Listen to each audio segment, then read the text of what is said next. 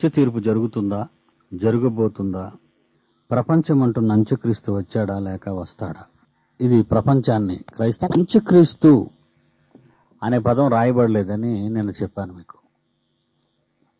Anti Christ అంటే క్రీస్తు విరోధి. క్రీస్తు విరోధి అన్న మాట బైబిల్లో ఉంది తప్ప చివరి క్రీస్తు అనే పదం మాత్రం బైబిల్లో లేదు. ఎందుకో మరి అంత్యక్రీస్తు అనే పేరు పెట్టడం, అంత్యకాలంలో వస్తాడని చెప్పటం ప్రస్తుత ప్రపంచ క్రైస్తవ్యాన్ని తప్పుదారి పట్టించారు చాలామంది అనేక రచనలు చేసి. అంత్యకాలం ఎప్పుడొచ్చిందో కూడా తెలియని స్థితిలో ఈరోజు క్రైస్తవ పండితులు కూడా ఉన్నారు. అంత్యకాలం అనగానే ఇప్పుడే వచ్చింది అంత్యకాలం అన్నట్టుగా వాళ్ళు ఫీల్ అవుతున్నారు. ఇప్పుడే వచ్చింది అంత్యకాలం అంటే. అంత్యకాలం అనేది యేసుక్రీస్తు కాలమే అంత్యకాలం. యేసుక్రీస్తు మొదటి రాకడే అంత్యకాలం. హెబ్రీయులకు రాసిన పత్రిక 1వ అధ్యాయం, హెబ్రీయులకు రాసిన పత్రిక 1వ అధ్యాయం 1వ వచనాన్ని మనం ఆలోచించగలిగితే, హెబ్రీయులకు రాసిన పత్రిక 1వ అధ్యాయం 1వ వచనంలో, పూర్వకాలమందు నానా సమయములలో నానా విధములుగాను ప్రవక్తల ద్వారా మన పితరులతో మాట్లాడిన దేవుడు ఈ దినముల అంతమందు కుమారుని ద్వారా మనతో మాటలాడేను అంటే అయిపోయింది. ఈ దినముల అంతమందు అంటే యేసుక్రీస్తు మొదటి రాకడలో కుమారుని ద్వారా తండ్రి తన కుమారుడైన యేసుక్రీస్తు ద్వారా మొదటి రాకడలో మాటలాడెను. ఏమనండి? ఈ దినముల అంతమందు అని ఉంది చూడండి అక్కడ. ఈ దినముల అంతమందు, 2వ వచనం. ఈ దినముల అంతమందు అని అక్కడ రాయబడింది. అంటే యేసుక్రీస్తు వచ్చి మాట్లాడటమే దినముల అంతము అని చెప్పాడు. అంత్యక్రీస్తు అనగానే క్రీస్తు ఏదో ముందు వచ్చాడని, అంత్యక్రీస్తు అంటే చివరి క్రీస్తు ఏమో ఇప్పుడిప్పుడే వస్తాడని, లేకపోతే రాబోతున్నాడని ఏదో కొన్ని తప్పుడు అభిప్రాయాలు వాళ్ళు పెట్టుకున్నారు. యేసుక్రీస్తు రావటం అంత్య దినాలలో వచ్చారు. అది ప్రప్రథమంగా మీరు తెలుసుకోవాలి. యేసుక్రీస్తు రావటమే అంత్య దినాలలో వచ్చారు. ఏమండి? 1 పేతురు 1వ అధ్యాయం 21వ వచనాన్ని పరిశీలిద్దాం. 1 పేతురు 1వ అధ్యాయం 21వ వచనం.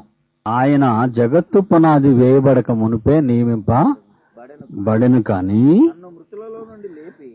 తన్ను మృతులలో నుండి యేసుక్రీస్తును మృతుల్లో నుండి లేపి తనకు మహిమనిచ్చిన దేవుని ఎడల తన ద్వారా విశ్వాసులైన మీ నిమిత్తము కడవరి కాలమందు ఆయన ప్రత్యక్ష పరచబడెను. ఈ పత్రిక రాసేటప్పటికి యేసుక్రీస్తు వచ్చి వెళ్ళిపోవడం జరిగింది కనుక, ఈ పత్రిక రాసేటప్పటికి పేతురు గారు యేసుప్రభు రావటం వెళ్ళిపోవటం కూడా జరిగిపోయింది కనుక ఆ పదాన్ని ప్రయోగించేటప్పటికే కడవరి కాలమందు ఆయన ప్రత్యక్ష పరచబడెను. కడవరి కాలమందు ఆయన ప్రత్యక్ష పరచబడెను అంటే యేసుక్రీస్తు కూడా కడవరి కాలంలోనే వచ్చాడు, కడవరి కాలంలోనే ప్రత్యక్షపరచబడ్డాడు. అంటే యేసుక్రీస్తు రావడం కడవరి కాలమా? కడవరి కాలంలో వచ్చాడు ఆయన. కడవరి కాలం అని ఉంది కదండి బైబిల్లో. అసలు ఈయన అంత్యకాలంలో వస్తే ఈయనేదో ముందు కాలంలో వచ్చినట్టు చివరి క్రీస్తు అని ఒక పేరు పెట్టి అతనేం అంత్యక్రీస్తుగా పిలుస్తూ ఆయన ఏదో ఈ మధ్యనే 2000 సంవత్సరాల తర్వాత వస్తాడు అన్నట్టుగా చాలా మంది బోధకులు వాళ్ళ బోధల్లో చెప్పటం మీరు వినుంటారు. అది తప్పు. హెబ్రీ పత్రిక 9వ అధ్యాయం, హెబ్రీ పత్రిక 9వ అధ్యాయం 26వ వచనం. హెబ్రీ పత్రిక 9వ అధ్యాయం 26. అట్లైన ఎడల జగత్తు పునాది వేయబడక మునిపే మొదలుకొని యేసుక్రీస్తు అనేక పర్యాయములు శ్రమ పడవలసి వచ్చును. అయితే యేసుక్రీస్తు యుగముల సమాప్తి యందు తను తానే బలిగా అర్పించుకొనుట వలన పాప నివారణ చేయుటకై ఒక్కసారే ప్రత్యక్షపరచబడను. ఎప్పుడు ప్రత్యక్షపరచబడ్డాడండి? యుగముల సమాప్తి యందు అని ఉంది చూడండి. ప్రత్యక్షపరచబడతాడా, ప్రత్యక్షపరచబడ్డాడా? అంటే ఏమనుంది అక్కడ? ప్రత్యక్షపరచబడెను, జరిగిపోయింది, పాస్ట్ టెన్స్ ఇది. మనం అనుకుని నమ్మిన యేసు స్వామి ఆయన రావటం కడవరి కాలం, అంచె దినాలు. అంత్యక్రీస్తు అంటే ఇప్పుడు ఇతనికి వచ్చేస్తుందేమో చూసుకోండి ఆ పదం, ఆ అర్థం ఏమండి. అంత్యక్రీస్తు అని మీరు అన్నారనుకోండి, అంత్యకాలంలో వచ్చిన క్రీస్తే అంత్యక్రీస్తు అవుతాడు. మరి యేసుక్రీస్తు అంత్యకాలంలోనే వచ్చాడు. ఇంతకీ మీరు ఎవరిని అంత్యక్రీస్తు అనుకుంటున్నారు? ఒరిజినల్ని డూప్లికేట్ అనుకుంటున్నారు. ఇప్పుడు డూప్లికేట్ చేసేసారు కదండి. మరి సైతాన్ గాడు ఎంత తెలివైనడో చూశారండి, ఎంత మేధావాడు. విశేషం అదే. ఈరోజు ప్రపంచం అంటే ఇండియాలో ఆంధ్రప్రదేశ్ బోధ చేయటం లేదు నేను, అసలు ప్రపంచంలోనే అక్కడి నుంచే ఈ తప్పుడు బోధలన్నీ దిగుమతి అయిపోయాయండి. అమెరికా, కెనడా, ఇంగ్లాండ్ లాంటి ఆ దేశాల నుంచి, ఆస్ట్రేలియా, జర్మనీ, వాళ్ళ నుంచి ఈ తప్పుడు బోధలన్నీ అమాయకులైన మన దేశానికి దిగుమతి చేసేశారు. డబ్బులు తీసేసుకోవడం బాగుంది, వీళ్ళు తీసుకొని పర్వాలేదు. డబ్బులు తీసుకుని ఆ దొంగ బోధలు వీళ్ళు మనకు అంటగడుతున్నారు, మనవాళ్ళు కూడా. వాడు డబ్బులు ఇస్తున్నాడని చూస్తున్నారే తప్ప వాడి దగ్గర సరుకుందా లేదా అని వీళ్ళు చూడటం లేదు. విదేశాల్లో జ్ఞానం ఉందనుకుంటున్నారు మీరు చాలా మంది అమాయకులు. నేను అందుకే అసలు విదేశస్తులంటే అసలు పట్టించుకోను. బుర్రలేనోడు ఎవడంటే ప్రపంచంలో విదేశీయులే.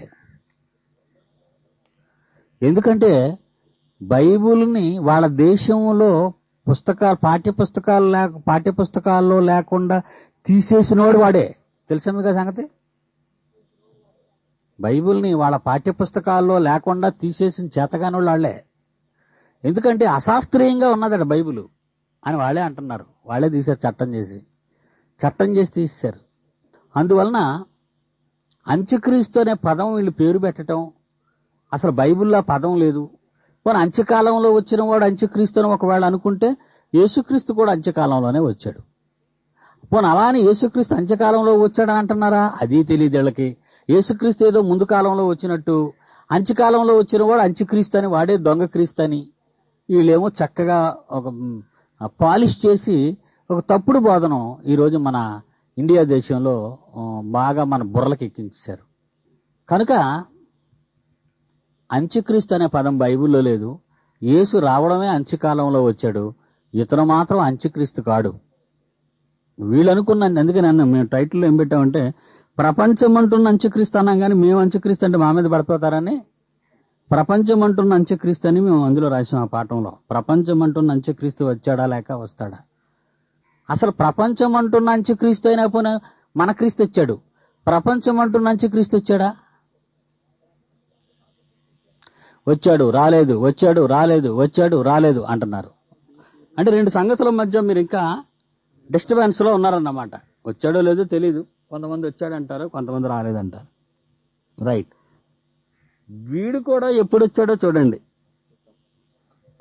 ఏమండి, వీడు ఎప్పుడు వచ్చాడు?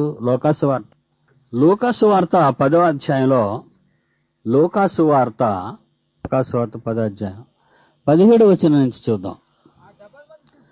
యేసుక్రీస్తు కాలంలో 70 మంది శిష్యులు సంతోషముతో తిరిగి వచ్చి, ప్రభువా, దయ్యములు కూడా నీ నామం వలన మాకు లోబడుచున్నవి అని పొంగిపోతున్నారు వాళ్ళు.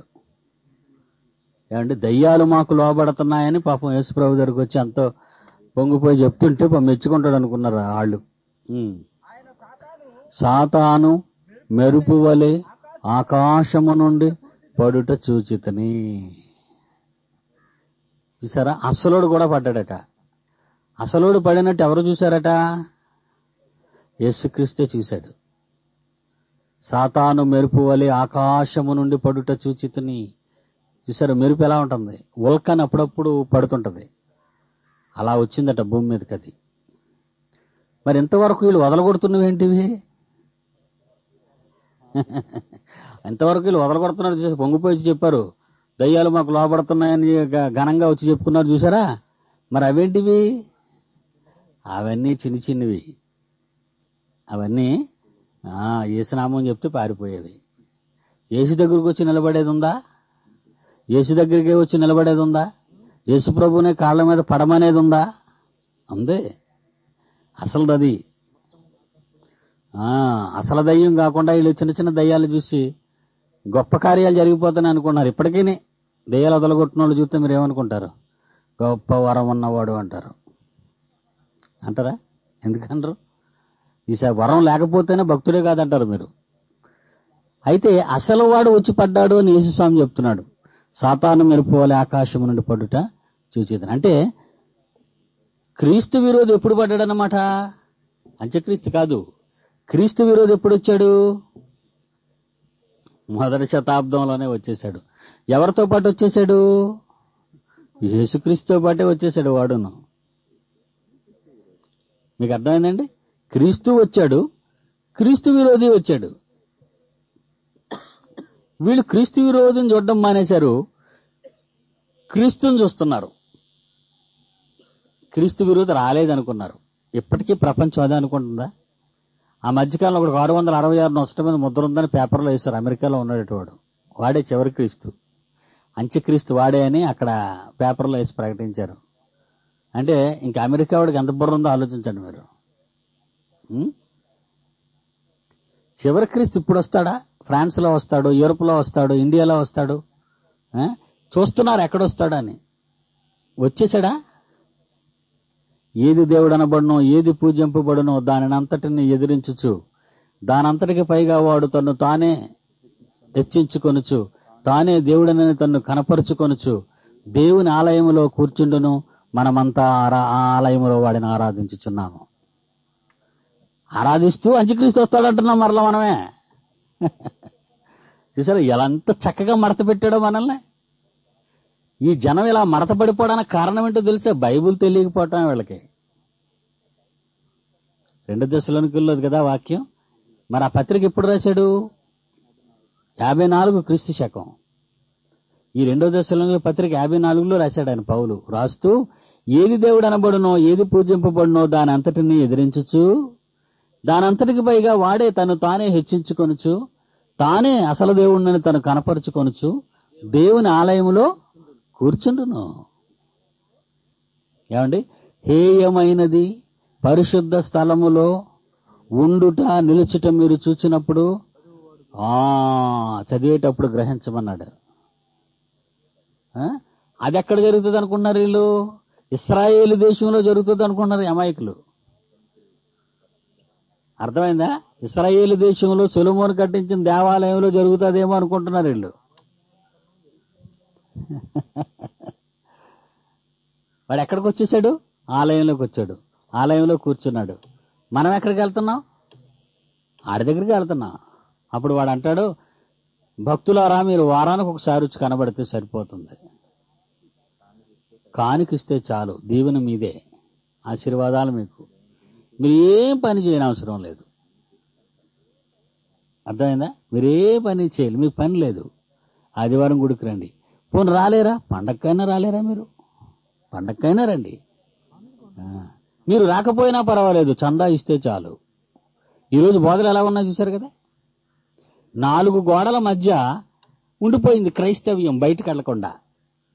ఇదే క్రైస్తవ్యం వాళ్ళు అనుకుంటున్నారు, మోసపోయారు. కనుక వాడు ఆలయానికి వచ్చి కూర్చున్నాడు. ఎప్పుడు? యేసుతో పాటే వాడు వచ్చేసాడు. యేసుని రానివ్వలేదు, వాడు వెళ్ళిపోయాడు ముందు. చివరికి యేసుని ఏమనిపిస్తుంది? యేసునే ఈ దయ్యం, ఈ యాంటీ క్రైస్ట్, ఈ క్రీస్తు విరోధి ప్రజలకు పట్టి యేసుని ఏమన్నాడు? 8:44 యోహాను సువార్త. ఏమనిపించాడు వాళ్ళ చేత? చదవండి. 8:44 యోహాను సువార్త. యేసుక్రీస్తు అన్నాడు, మీరు మీ తండ్రి యగు అపవాది సంబంధులు, మీరు మీ తండ్రి యగు అపవాది సంబంధులు, మీ తండ్రి దురాశలు నెరవేర్చగోరుచున్నారు. ఆది నుండి ఏదైనా వనం నుండి వాడు మోసం చేశాడు జనాల్ని. నరహంతకుడై ఉండి వాక్యమందు నిలిచిన వాడు కాడు, వాని యందు వాక్యం లేదు. వాడు అబద్ధికుడును, అబద్ధమాడునప్పుడు తన స్వభావం అనుసరించి మాట్లాడును. వాడు అబద్ధికుడు, అబద్ధాలాడే వాళ్ళకి జనకుడు. నేను సత్యమునే చెప్పుచున్నాను గనుక నన్ను నమ్మరు. ఎవరన్నా నమ్మకుండా పోయారు చివరికి వీళ్ళు? యేసుని, సత్యమైన యేసుని. నేనే మార్గము, నేనే సత్యము, నేను సత్యాన్ని, మీరు నన్ను నమ్మటం లేదు. తర్వాత వచనం 48. అందుకు యూదులు నీవు సమరయుడవు, దయ్యము పట్టినవాడవు. మేము చెప్పు మాట సరి అంటే ఆర్గ్యుమెంట్కి నిలబడిపోయింది అనమాట. వాళ్ళ మాట అంటే కన్ఫర్మ్ చేసేశారు యేసుక్రీస్తు దెయ్యమని. దెయ్యం పట్టేసిందట. ఇంతకీ ఎవరు అంత్యక్రీస్తు అయిపోయారు? అసలు శిశులైన యేసుస్వామి అంత్యక్రీస్తు అయ్యాడు వీళ్ళ భాషలో అండి. అంత్యక్రీస్తు ఏమయ్యాడు? వాళ్ళని రక్షించే నాదుడయ్యాడు, అసలు క్రీస్తు అయ్యాడు. ఇప్పుడు మారిపోయి చూసారు, స్థానాలు మారిపోయాయి. యేసు స్థానంలోకి వాడొచ్చాడు, యేసు స్థానంలోకి దయ్యం వచ్చింది, దయ్యం స్థానంలోకి యేసు వెళ్ళిపోయాడు. మీరు ఎలా పట్టుకోగలరు? ఇప్పుడు మీరు ఎలా పట్టుకోగలరు చెప్పండి? అందువలన యేసు స్థానంలోకి వాడొచ్చాడు, వాడి స్థానంలోకి యేసు వెళ్ళిపోయాడు. నువ్వు దయ్యం పట్టిన వాడు అన్నారు. ఇప్పుడు మీరు లోకమంటున్న అంత్యక్రీస్తుని ఎలా పట్టుకోగలరు? పట్టుకోకపోగా వస్తాడు, జర్మనీ నుండి వస్తాడు, అమెరికా నుండి వస్తాడు, ఇండియాలో వస్తాడు, యూరోప్ లో పుడతాడు, పోపే అంత్యక్రీస్తు అంటాడు తెలియకపోతే. నువ్వు చాలా మంది అదే కదండి, బుద్ధి లేని వాళ్ళు ఎవరు నోటికి వచ్చినట్టు మాట్లాడుతున్నారు అంతే. ఎవరు దొరకపోతే నిన్నైనా రేపు పొద్దున అంత్యక్రీస్తు అంటాడు. ఎందుకంటే వాళ్ళకి తెలియదు కదా, మనల్నే అంటాడు చివరికి.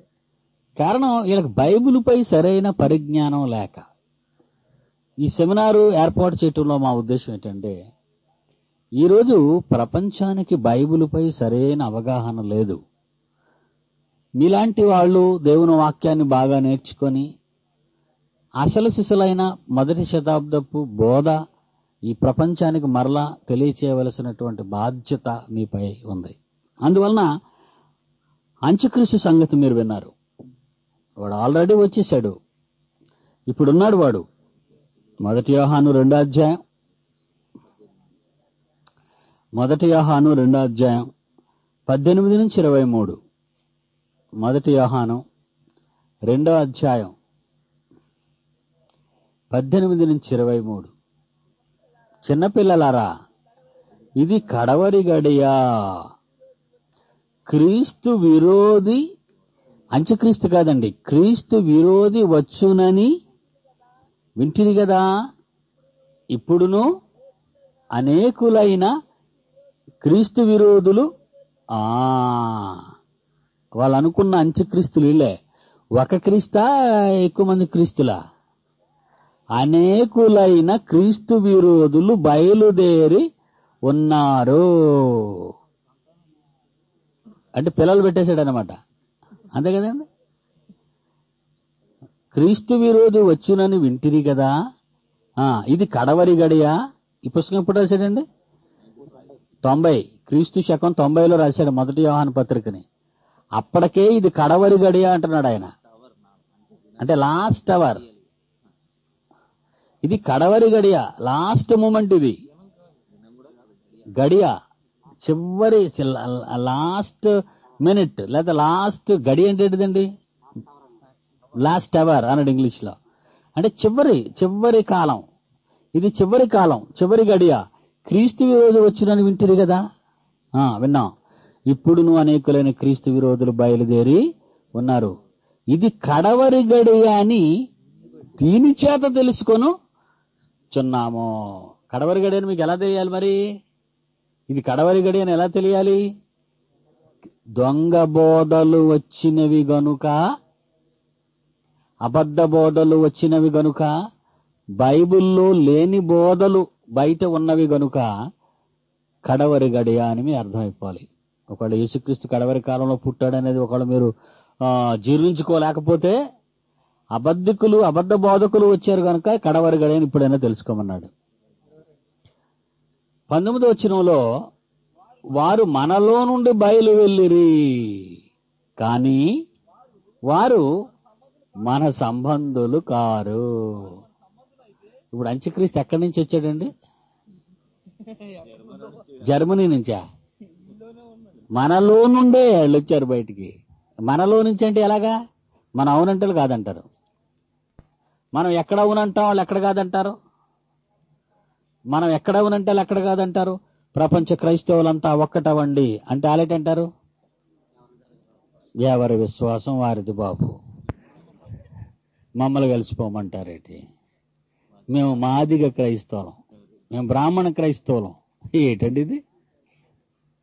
ప్రపంచ క్రైస్తవులారా ఒక్కటవండి, స్త్రీ అని పురుషుడని భేదం లేదు, దాసుడని స్వతంత్రుడని, ఏమండి యూదుడని గ్రీసు దేశస్థుడని భేదం లేదు, అందరూ ఒకే యేసు రక్తం చే ఒక్కటిగా చేయబడ్డారు అని బైబిల్ ఈవేళ చెప్తుందా? విప్లవాత్మకమైన బోధ ప్రారంభ శకంలో చెప్పిందా? ప్రారంభంలో చెప్పిన బోధ ఇది. ఇప్పుడేటంటున్నారు వీళ్ళు? మారిపోయారు. మేము ఒక్కటిగా ఉండం. బైబిల్ ఒక్కటవచ్చు, యేసుక్రీస్తు ఒక్కటవచ్చు, ఏమండి విశ్వాసం ఒక్కటవచ్చు, కానీ ఆ ఒక్కటిలో మేము ఉండం అంటున్నారు. చూసారా? బైబిల్కి భిన్నంగా ఉన్నవాడే క్రీస్తు విరోధి. వారు మనలో నుండి బయలు వెళ్ళిరు కానీ మన సంబంధులు కారు. ఎంత చక్కగా చెప్పాడండి. అంత్యక్రీస్తు ఇప్పుడు ఎక్కడి నుంచి వచ్చేసాడు? వీళ్ళంటున్న అంత్యక్రీస్తు ఒకడా, ఇద్దరా, ముగ్గురా, నలుగురా? అసలు ప్రపంచంలో ఉన్న వాళ్ళంతా ఎక్కువ అంత్యక్రీస్తులే, ఒక్కడ కాదు. బోధకు విరోధి అయిన వాడంతా అంత్యక్రీస్తు కాదు. ఎవడవాడు? ఈ బోధకు విరోధి అయిన వాడు అందరూ అంత్యక్రీస్తులు కదా వాళ్ళు, ఆడోళ్ళు మగోళ్ళను. అదనమాట. 23వ వచనం, 22వ వచనం. యేసు ఎవరు? రక్షకుడు. యేసు అంటే అర్థం ఏంటండి? యేసు అనే ఆయన రక్షకుడు. యేసు పదానికి అర్థం ఏంటి? రక్షకుడు. యేసు అన్న దగ్గర కామా ఉండాలని చూడండి. యేసు అంటే రక్షకుడు. రక్షకుడు క్రీస్తు కాడని చెప్పువాడు. క్రీస్తు కాడు, యేసు క్రీస్తు కాడు. యేసు రక్షకుడు గాని రాజుగాడు. క్రీస్తు అంటే ఏంటి? జాగ్రత్తగా వినాలి మీరు ఇక్కడ. యేసు ఎవరు? రక్షకుడు. ఒప్పుకుంటున్నారా మీరు? ఒప్పుకుంటారా? లోకంలో ఉన్న వాళ్ళంతా యేసు రక్షకుడు అని క్రైస్తవులు ఒప్పుకుంటారు, కానీ ఏది ఒప్పుకోరు? క్రీస్తు కాడు అంటే క్రీస్తు అంటే అభిషేకింపబడినవాడు. అభిషేకింపబడినవాడు అంటే సింహాసనానికి అభిషేకింపబడినవాడు, అభిషక్తుడు. అభిషక్తుడు అంటే రాజు. యేసు రాజు. మెస్సయ్య అంటే అర్థం ఏంటి? రాజు. యేసు రక్షకుడని మేము ఒప్పుకుంటాం, కానీ రాజు అంటే ఒప్పుకోం. ఎందుకంటే యేసు రాజుగా వచ్చుచున్నాడు అంటాడు. అంటే ఇప్పుడు రాజు మాత్రం కాడు, వస్తాడు ఇంకా రాజు కింద, మేము మాత్రం ఒప్పుకోమంటారు. మరి ఆ పాట పాడుతున్నారంటే అర్థం ఏంటి? ఇప్పుడు ఎవరు క్రీస్తు విరోధులు? చెప్పండి. ఎలాంటి పాటలు పాడించేస్తాడు మీ చేత? మనందరి చేత ఎంత చక్కటి పాటల్లో మంచి స్వరకల్పన, ఏమండి మంచి స్వరకల్పన, మంచి సాహిత్యం, పొంగిపోతుంటాం, లీనమైపోతుంటాం, ఆనందపడిపోతూ దొరుకుతాం, డాన్స్ చేస్తాం, నాట్యం చేస్తాం. ఎంత చక్కగా రాశాడు చూడండి. యేసు క్రీస్తు కాడని చెప్పువాడు తప్ప ఎవడబద్ధికుడు. మనల్ని అడుగుతున్నాడు ప్రశ్న. యేసు రక్షకుడని నువ్వు ఒప్పుకున్నావు, మంచిదే. క్రీస్తు రాజు అని ఎందుకు నువ్వు ఒప్పుకో? ప్రస్తుతం రాజు కాడు, తర్వాత రాజు అవుతాడు. 1000 ఏళ్ల పరిపాలన రేపు సాయంకాలం నుంచి ప్రారంభం అవుతుంది. ప్రస్తుతం మాత్రం లేదది. ఇంకా ఆయన పరిపాలన చేయటం లేదు, భిక్షగాడిగా తిరుగుతున్నాడు అక్కడక్కడ. దీనికి ఒక పెద్ద ప్రకటన గ్రంథ సారాంశం వాడు ఒక గ్రంథకర్త, పరిశుద్ధాత్మ ప్రేరణతో రాశాడు. మరలది చూసారు ఎంత దారుణం అయిపోయింది అసలు ప్రపంచ క్రైస్తవ్యం. బైబిలులో సున్నితంగా ఉన్న ఈ చిన్ని మాటలే వాడికి అర్థం కావటంలే. ఈ యుగ సంబంధమైన దేవత అంతే, వాళ్ళ మనోనేత్రాలకు ఏం చేసిందట? అంధత్వాన్ని కలుగు చేసింది. రైట్. కిందకి మరొక మంచి సెన్సేషనల్ పాయింట్ చెప్పేశాడు. యేసు క్రీస్తు కాడని చెప్పువాడు తప్ప ఎవడబద్ధికుడు? తండ్రిని కుమారుని ఒప్పుకొనని వీడే అరెస్ట్ హిమ్ అంటున్నాడు. తండ్రిని కుమారుని ఒప్పుకొనని వీడే.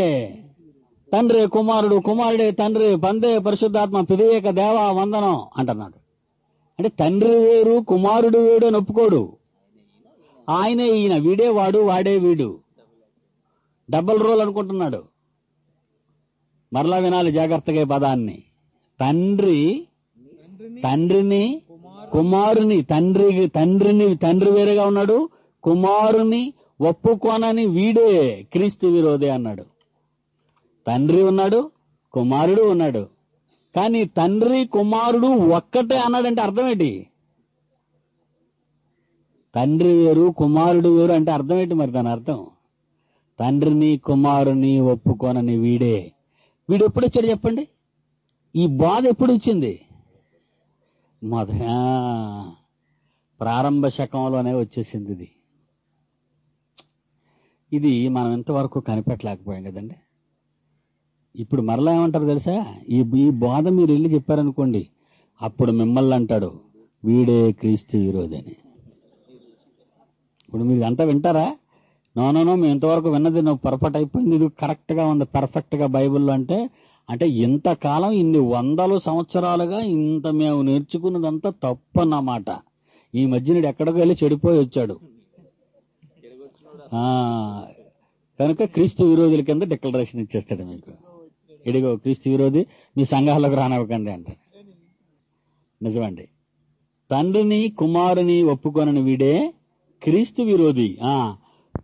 కుమారుని ఒప్పుకొనని వాడు ప్రతివాడును, కుమారుని ఒప్పుకొనని ప్రతివాడును తండ్రిని అంగీకరించువాడు కాడు. కుమారుడు తండ్రి ఒకటంటే పొరపాటు.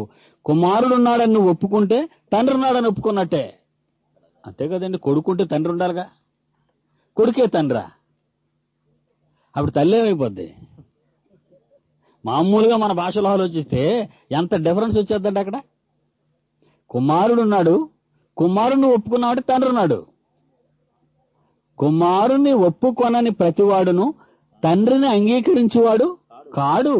కుమారుని ఒప్పుకొనివాడు తండ్రిని అంగీకరించేవాడు అన్నాడు. మీరు బాధపడకపోతే నేను మాట చెప్తా. చాలా మంది ప్రార్థనలు చేస్తారు. చేసేటప్పుడు ఏమంటారు తెలుసండి? పరలోకమందున్న మా యేసయ్య. బాగుందా? పరలోకమందున్న మా యేసయ్య, పరలోకమందున్న మా యేసయ్య తండ్రి అంటే ఇదేంటిది? పరలోకమందున్న యేసయ్య మళ్ళా తండ్రి. యేసయ్య అని ప్రారంభించి చివరికి వచ్చేసరికి ఈ ప్రార్థన యేసునామాన్ని అడుగుతున్నాం అంటారు. అదేంటిది? యేసయ్య అని ప్రారంభించి మళ్ళా ఈ ప్రార్థన యేసునామాన్నేటి? నేను బాగుంది అది? రైట్, చూద్దాం బైబిల్. కొలస్సీయులకు రాసిన పత్రిక 3వ అధ్యాయం, కొలస్సీయులకు రాసిన పత్రిక 3వ అధ్యాయం 17వ వచనం. మరియు మీరు మాటలో ప్రార్థన చేసినా పనులు చేసినా మీరేం చేసినా యేసు ద్వారా తండ్రి అయిన దేవునికి కృతజ్ఞతాస్తుతులు చెల్లించాలి. సమస్తమును ఆయన పేరట, యేసు నామాన్ని, యేసు ప్రభు పేరిట అంటాం ప్రార్థనలో. ఎవరికి చేయాలి? తండ్రికి. ఎవరి పేరిట చేయాలి? యేసు పేరిట. ఈ ప్రార్థన యేసు ప్రభు పేరిట అడుగుచున్నాము తండ్రి అంటాం. అలాగేనంటాం ప్రార్థన. యేసు ప్రభు కూడా ఎలా ప్రార్థన చేయమన్నాడు? పరలోకమందున్న మా తండ్రి అనమన్నాడు.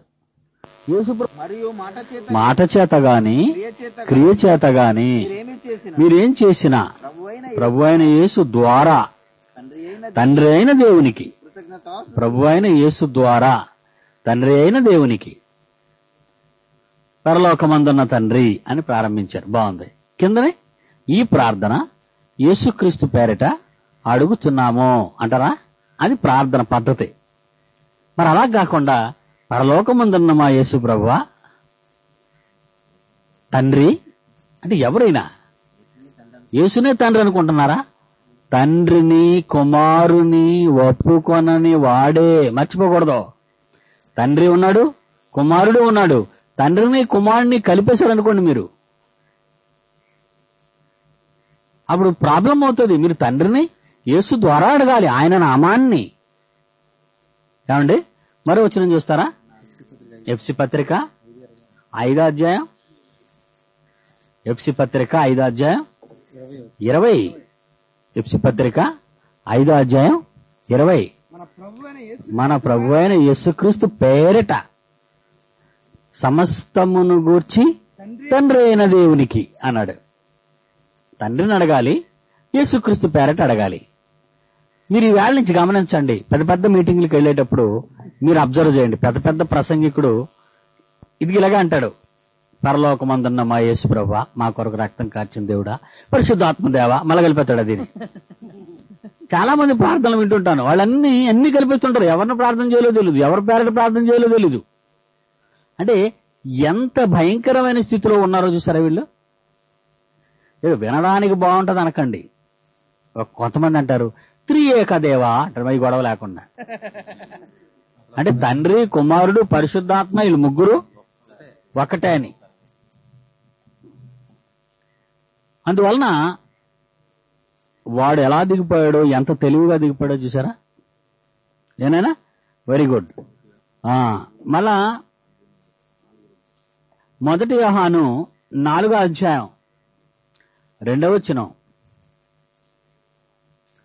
1 యోహాను 4వ అధ్యాయం 2వ వచనం. యేసుక్రీస్తు శరీరధారి అయి వచ్చెనని. యేసుక్రీస్తు అంటే యేసు అనే రక్షకుడు, క్రీస్తు అనుకునే రాజు కూడా శరీరధారి అయి వచ్చాడు. శరీరం లేకుండా రాజుగా వస్తాడు అనుకుంటున్నారు చాలా మంది. రెండోసారి శరీరం లేకుండా రాజుగా వస్తాడు అని ఒకడు అనుకునే వాళ్ళకి మాట వినాలి జాగ్రత్తగా. యేసు క్రీస్తు, యేసుగా ఉన్న రక్షకుడు గాని, క్రీస్తు అయిన రాజుగా గాని, రక్షకుడు రాజు, రక్షకుడుగా రాజుగా, రక్షకుడుగా. యేసు అంటే రక్షకుడు, క్రీస్తు అంటే రాజు, మెస్సియా, అభిషక్తుడు. యేసు రక్షకుడు, క్రీస్తు రాజు, శరీరధారి అయి వచ్చేనని అంటే ఆల్రెడీ శరీరంతో చేశాడు ఆయన రాజుగా. ఏ ఆత్మ ఒప్పుకొనునో అది దేవుని సంబంధమైనది. ఆయన శరీరంతోనే రాజుగా వచ్చాడు, మళ్ళా ఎప్పుడూ రాజుగా వస్తాడు అని అనుకోకూడదు. యేసు క్రీస్తు శరీరధారి అయి వచ్చెనని ఏ ఆత్మ ఒప్పుకొన్నో అది దేవుని సంబంధమైనది.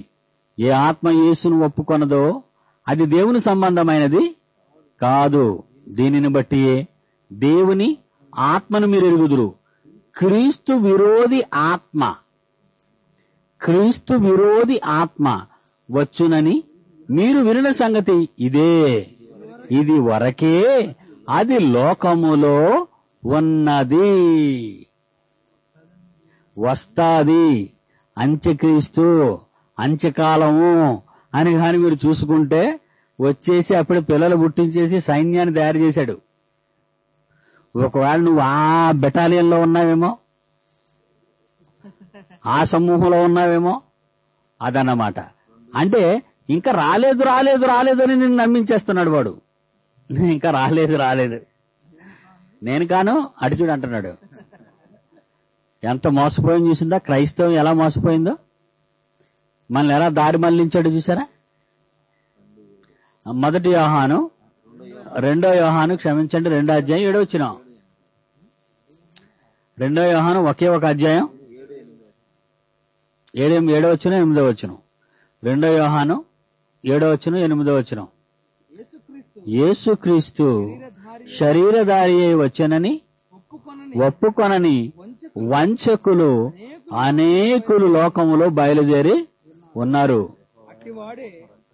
అట్టివాడే వంచకుడును క్రీస్తు విరోధనై ఉన్నాడు. ఎవరండి రక్తంగా వచ్చారు? యెహోవా రక్తంగా వచ్చాడా? యేసు రక్తంగా వచ్చాడా? చూసారా, చాలా మంది ఉన్నారు యేసుక్రీస్తు నమ్మరు. అంతేనా? తర్వాత ప్రార్థన చేసేటప్పుడు ఏమంటారు? దేవాని రక్తాన్ని మాకు ఇచ్చామంటారు. ఎవరో తండ్రిరా? ఎవరైనా రక్తాన్ని ఇచ్చారా? చూసారా సబ్జెక్ట్ ఎంత క్లియర్ గా ఉందో. అందుకే మేము ఎవరు ప్రార్థన చేసినా తప్పులు రాయమంటే మాత్రం కాగితం నిండిపోద్ది. ప్రార్థనలు చేసినా తప్పులే, వాక్యం చెప్పినా తప్పులే. ఎందుకంటే వాళ్ళకు ఒక పద్ధతి ప్రకారంగా బైబిల్ తెలియకపోవటమే. బైబిల్ని వారు ఆ పద్ధతిలో నేర్చుకోలేదన్నమాట. ఏనైనా ఏమంటున్నాడు? యేసుక్రీస్తు శరీరధారి వచ్చినని ఒప్పుకొనని వంచకులు అనేకుల లోకములో బయలుదేరి ఉన్నారు. అట్టివాడే వంచకుడును క్రీస్తు విరోధునై ఉన్నాడు. 1 యోహాను. Very good. ఇకపోతే కడ తీర్పు. అంత్యక్రీస్తు అయిపోయాడు, వచ్చేసాడు, బాగా విస్తరించున్నాడు, మనలోనే ఉన్నాడు, మనతోనే ఉండడు, మనతో వాక్యంలో కలిసి ఉండడు, మిగిలిన విషయాల్లో కలిసి ఉంటాడు. కనుక అంత్యక్రీస్తు అని లోకం అంటున్నవాడు వచ్చి చాలా కాలం అయిపోయింది, మన మధ్య ఉన్నాడు. వాడి బలమే బాగా విపరీతంగా ఉంది. ఇప్పుడు గాని మీరు నోరు మెదిపి అంత్యక్రీస్తు వచ్చేశాడని మీరంటే ఆ వచ్చినోడు నువ్వే అంటారు వాళ్ళు. కనుక మీరు విన్న ఈ మాటలు చాలా నెమ్మదిగా భద్రంగా జనాల మైండ్స్లోకి ఇంజెక్ట్ చేయాలా, లేకపోతే మిమ్మల్ని వెంటనే తప్పు పట్టేస్తారు. ఇంతకాలం మేము నేర్చుకున్న వాటికి నువ్వు భిన్నంగా మాట్లాడుతున్నావు, నీకు దయ్యం పట్టింది అని నిన్ను అంటారు. కనుక మీరు చాలా జాగ్రత్తగా ఉంటేనే తప్ప ఈ నిజాన్ని ప్రపంచంలో మీరు బయటకు పెట్టలేరు. ఇకపోతే తీర్పు. యోహాను సువార్త 3వ అధ్యాయం. ఇది కూడా వండర్ఫుల్ పాయింట్ అండి. చాలా మంది తీర్పు జరుగుతుంది అంటున్నారు. ఇంకెప్పుడు అసలు వెళ్తా అండి మనం లెక్క చెప్పాలి. బైబిల్లో దానికి సంబంధించిన వచనాలు ఉన్నాయి. ఎందుకు లేవు? ఉన్నాయి, వచనాలు ఉన్నాయి. మనం ఇంత బేగా అవసరం లేదు, లెక్క తర్వాత చెప్తాం. ఈ మధ్యని ఫెయిల్ అయిపోయినటువంటి సందర్భాలు కూడా ఉంటాయి మనకి, సరిగ్గా ఉండకపోవడం వల్ల. కనుక మళ్ళా దేవుడు మనకి special classes, summer Bible classes conduct చేస్తాడు అక్కడ. ఆ క్లాసుల్లో మళ్ళా మనం రెక్టిఫై అయితే, పాస్ అయితే స్వర్గానికి తీసుకెళ్లిపోయే అవకాశం ఉంది అని ఒక భక్తుడు చెప్తాడు. అంటే ప్రస్తుతం నువ్వే వర్రావుకు ఇష్టం ఉన్నట్టు చెడిపోని, ఎందుకంటే క్లాసులు ఉన్నాయి కదండి. ఇంకా కొంతమంది అంటారు దేవుడు ప్రేమామయుడు, నన్ను నరకానికి పంపుతాడు నిన్ను. చూసారా ఎలాంటి బాధలు వచ్చాయో? అంటే ఈజీ చేసేసారనమాట. ఎందుకండి దేవుడు అంటే దేవుడు ప్రేమామయుడు. చాలా మంది అంటారు కర్నూలులో బోధ చేసేటప్పుడు, నేను ఎక్కువగా బోధలు చేసేటప్పుడు తీక్షణంగా ఉంటుంది నా బోధ. ఏంటంటే ఆయన పిడి సుందరరావు గారు ఎప్పుడు చూసినా మరీ కఠినంగా మాట్లాడతారు. ఏంటండి యేసు ప్రేమామయుడని కానీ కరుణామయుడని కానీ దయామయుడని కానీ అసలు చెప్పడండి ఆయన అని అంటున్నారు నన్ను. అంటే ఇలాగ ప్రేమామయుడు కరుణామయుడు దయామయుడు అనుకుంటూ ఏమండి మనం చెడిపోవాలనా? ఎందుకు ప్రేమామయుడుగా ఆయన్ని చూడాలనుకుంటున్నావు? నువ్వు చెడిపోయావు కనుక. ఎందుకు ఆయన దయామయుడిగా చూడాలనుకుంటున్నావు? నేను చెడిపోయాను, పాడైపోయాను కనుక. అంతే కదండి. అంటే నేను మాత్రం బాగుపడిన బాబు, నువ్వు కరుణామయుడిగా ప్రేమామయుడిగా దయామయుడిగా నన్ను అలా క్షమిస్తూ ఉండు అని వీళ్ళ అభిప్రాయం. కొంతమంది ఏమంటారంటే ఫైనల్ గా దేవుడు ప్రేమమయుడండి, తన పిల్లల్ని నరకంలోకి పోతే ఆయన ఉండగలడా అని ఏంటి మంచి గొప్ప యూనివర్సల్ థియరీ చెప్తారు. చివరికేమో ఆయన లాగేసుకుంటాడు మనల్ని పైకి, ఎవరిని నరకానికి వెళ్ళనివ్వడండి. నిన్న నేడు ఏకరీతిగానే ఉన్నాడు, మనల్ని ఎవరిని నరకానికి వెళ్ళనివ్వడు. లోకం పుట్టక ముందు మనం కావాలని అనుకునే దేవుడు లోకం పుట్టిన తర్వాత ఆ రీతిగానే ఉంటాడు, ఏకరీతి. మనల్ని మళ్ళీ ఆయన దగ్గర చేర్చుకుంటాడు, నరకం అనేది లేదు అనే కొన్ని అభిప్రాయాలు వాళ్ళకి కలిగి ఉన్నాయి. అలాంటప్పుడు వాళ్ళకి తీర్పు అనవసరం, అంతే కదండి. తీర్పు అనేది ఇంకెందుకు అనవసరం?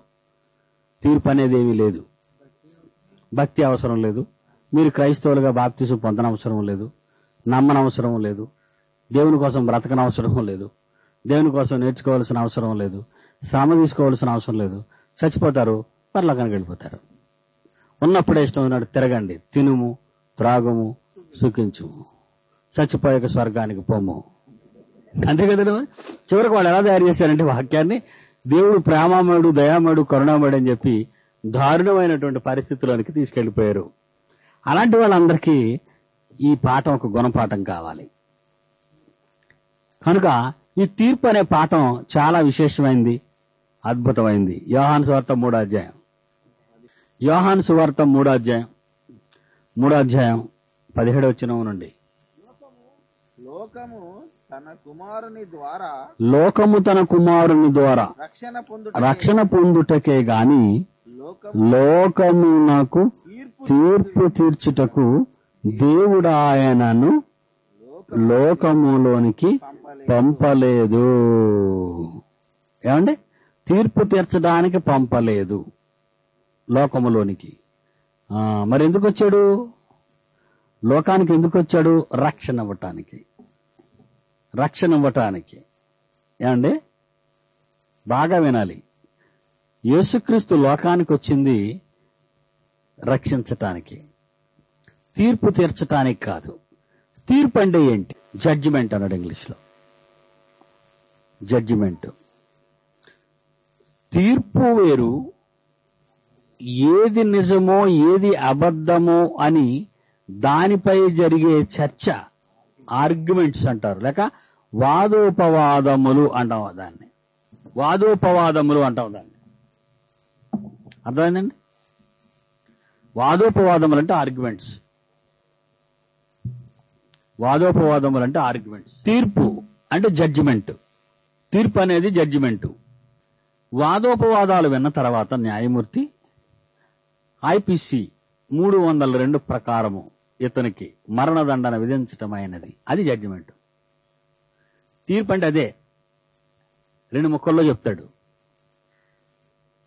ఇతడు కేసు యొక్క పూర్వోపరాలు విన్న తరువాత సాక్షుల యొక్క సాక్ష్యాలను బట్టి ఈ ముద్దాయికి ఐపీసీ ఇండియన్ పీనల్ కోడ్ నిబంధన ప్రకారం సెక్షన్ 302 ప్రకారం ఇతనికి మరణదండన విధించటమైనది అంటాడు న్యాయమూర్తి.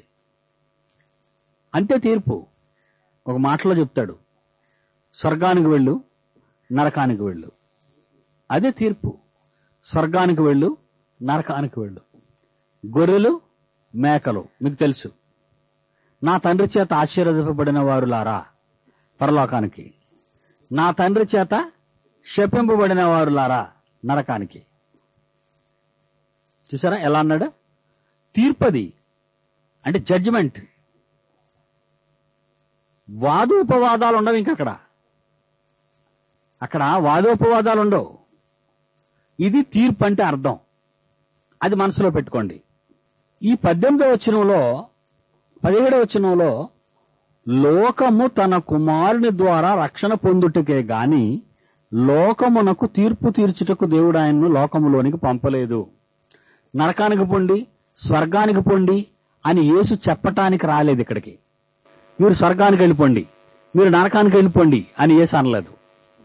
మీరు స్వర్గానికి వెళ్ళాలంటే ఇది మార్గం, ఇది పని, ఇవి కార్యక్రమాలు అని ఆయన చెప్పాడు. అది తీర్పు కాదు. ఆయన చెప్పింది తీర్పు కాదు. మిమ్మల్ని సరిచేస్తున్నాడు. మనల్ని స్వర్గానికి పంపే కార్యక్రమంలో నిమగ్నం అవ్వమన్నాడు. కనుక యేసుక్రీస్తు రక్షించటానికి వచ్చాడే తప్ప తీర్పు చెప్పడానికి రాలేదు ఆయన. ఆయన కిందనంటున్నాడు, ఒక మాట అన్నాడు 18, ఆయన యందు విశ్వాసం ఉంచు వానికి తీర్పు తీర్చబడదు. అదేంటది? ఆయన్ని ఎవరైతే నమ్ముతారో వాళ్ళకి జడ్జిమెంట్ లేదనేసాడు. తీర్పు తీర్చబడదు అంటే నువ్వు స్వర్గానికి వెళ్ళు, నరకానికి వెళ్ళు అనేది లేదు. ఇంకక్కడ ఆయన్ని నమ్మావు గనుక నువ్వు స్వర్గానికి వెళ్ళిపోతావు. అదనమాట దాని అర్థం. నువ్వు నేరం చేయలేదనుకో నీకు తీర్పేటి? నేరం చేసిన వాడికి కదండి తీర్పు. కనుక ఇక్కడ యేసు వచ్చింది రక్షించటానికి. నిన్ను రక్షించే మార్గంలో ఉన్నాడు గనుక నువ్వు ఆయన నమ్మావు గనుక నీకు తీర్పు లేదనేశాడు. జాగ్రత్తగా వినాలి మీరు. మళ్ళా చదువుతున్నమాట, ఆయన యందు విశ్వాసం ఉంచు వానికి తీర్పు తీర్చబడదు. ఎవరైతే యేసును నమ్మి యేసులా బ్రతుకుతున్నారో వాళ్ళకి అసలు తీర్పు లేదనేశాడు. తీర్పు లేదంటే ఆర్గ్యుమెంట్స్ లేవు. ఆర్గ్యుమెంట్స్ లేవంటే కేసే లేదు. అంతే కదండి మరి. తీర్పు లేదు అంటే ఆర్గ్యుమెంట్స్ లేవు, వాదోపవాదాలు లేవు. వాదోపవాదాలు లేవంటే కేసు లేదు. ఈ సమాజంలో మనం ఆలోచించవలసిన కనీసపు మాటలవి. ఎవరైతే యేసుని నమ్ముతున్నారో వాళ్ళకు తీర్పు తీర్చబడదు అని అన్నాడు. విశ్వసింపని వాడు, యేసును నమ్మని వాడు దేవుని తండ్రి యొక్క అద్వితీయ కుమారుని నామమందు విశ్వాసముంచలేదు గనుక ఇంతకు మునుపే తీర్పు తీర్చబడెను. అంటే ఆర్గ్యుమెంట్స్ అయిపోయాయి, జడ్జిమెంట్ కూడా అయిపోయింది అన్నాడు. చాలా జాగ్రత్తగా వినాల్సి సమయం. మీరు జడ్జిమెంట్ ఇచ్చేసానంటున్నాడు ఇక్కడ. మరలా చదువుతాను 18. ఆయన యందు విశ్వాసం ఉంచువానికి తీర్పు తీర్చబడదు. ఓకే. విశ్వసింపనివాడు అంటే యేసును అంగీకరించలేదు అంటే అర్థం ఏంటనమాట? నా ద్వారానే తప్పితే తండ్రి యొద్దకు రాడు. పాప క్షమాపణ రావాలంటే నేనే, నా రక్తం కావాలి. అసలు యేసునే నమ్మలేదు అనుకోండి, దాని అర్థం ఏంటి? శిక్షలో ఉన్నాడు. యేసును నమ్మలేదంటే శిక్షలో ఉన్నాడు. మీ అపరాధముల చేతను మీ పాపముల చేతను చచ్చినవారు అన్నాడు వాళ్ళని. చచ్చినవారు అంటే అర్థం ఏంటి? పనిష్మెంట్ లో ఉన్నారన్నమాట వాళ్ళు, శిక్షలో ఉన్నారన్నమాట వాళ్ళు, శిక్షలో ఉన్నారు. నీవు జీవించుచున్నావన్న పేరు మాత్రము ఉంది గాని నీవు మృతుడవే. అంటే శిక్షలో ఉన్నావు, అనుభవిస్తున్నావు శిక్షలో. నువ్వు పాపంలో ఉన్నావు, శిక్షలో ఉన్నావు. నీకు తీర్పు ఏంటి? నరకానికి పోతావు. ఇందులో అనుమానం ఏముంది? నమ్మి బాప్తీసం పొందినవాడు నమ్మని వానికి విధింపబడును. శిక్షలోకి వెళ్ళిపోతావు. ఇందులో అనుమానం ఏం లేదు. దానికి మళ్ళీ ఆర్గ్యుమెంట్స్, జడ్జిమెంట్ ఎందుకు? మీకు అర్థమైందండి? అదే చెప్తున్నాను ఇక్కడ, చాలా జాగ్రత్తగా వినాలి. ఆయన యందు విశ్వాసం ఉంచు వానికి తీర్పు తీర్చబడదు. విశ్వసింపని వాడు దేవుని కుమారుని నామమందు విశ్వాసం ఉంచలేదు కనుక వానికి ఇంతకు మునిపే తీర్పు తీర్చబడెను. అయిపోయింది ఆ తీర్పు. ఇదే. ఏమని తీర్పు తీర్చేశాడట? యేసు లోకములోనికి వచ్చెను. వెలుగంటే ఎవరు? యేసు లోకములోనికి వచ్చెను గాని తమ క్రియలు చెడ్డవైనందున మనుషులు యేసును ప్రేమింపక చీకటినే ప్రేమించిరి. అంటే యేసును ఎవరైతే అంగీకరించలేదో, యేసును ఎవరైతే స్వీకరించలేదో వాళ్ళకు తీర్పు తీర్చబడను. నమ్మని వానికి శిక్ష విధింపబడును అంది. అంటే తీర్పు అయిపోయిందంటారా? ఆలోచించండి. తీర్పు జరుగుతుంది అనుకున్నారా? అంటే కొన్ని రెఫరెన్స్లు మీ బుర్రలోకి రావచ్చు. మనుషుడు చేయ ప్రతిదానికి క్రీస్తు న్యాయపీఠం ఎదుట మనమంతా హాజరు కావాలని ఎన్ని చెప్తాను మీకు. ఆ తర్వాత ప్రకటన గ్రంథంలో మనం అంతా భూమి ఆకాశాలు అక్కడి నుంచి వెళ్ళిపోయాయి, ధవళ సింహాసనం మీద దాన్ని కూర్చున్నాడు, అందరూ ముందు నిలబడ్డారు, ఆ గ్రంథములు ఇవ్వబడిన ఇవన్నీ గుర్తొస్తున్నాయి కదా మీకు. అవన్నీ చెప్తాను మీకు.